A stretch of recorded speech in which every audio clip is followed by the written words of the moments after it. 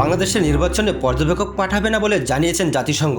গতকাল নিউ ইয়র্কে এক প্রশ্নের জবাবে জাতিসংঘ মহাসচিবের মুখপাত্র স্টিফেন ডুজারেক একথা জানান। তাকে প্রশ্ন করা হয়, হিউম্যান রাইটস ওয়াচের প্রতিবেদন অনুযায়ী বাংলাদেশের বিরোধী দলীয় সদস্যের ওপর পদ্ধতিগতভাবে ক্র্যাকডাউন চলছে।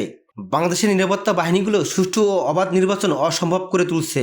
ভয়েস অব আমেরিকার প্রতিবেদনে বলা হয়েছে, বাংলাদেশ একটি অন্যায্য নির্বাচনের দিকে এগিয়ে যাচ্ছে।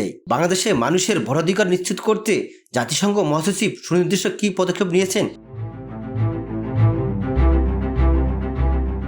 এমন প্রশ্নের সম্মুখীন হন মুখপাত্র।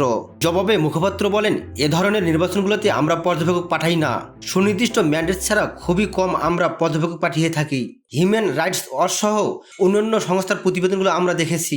জনগণ যাতে কোনো ধরনের হয়রানি ছাড়া মুক্তভাবে তাদের ভোটাধিকার প্রয়োগ করতে পারে ও অবাধে মত প্রকাশ করতে পারে তা নিশ্চিত করার জন্য আমরা সংশ্লিষ্ট সব পক্ষকে আহ্বান জানাচ্ছি।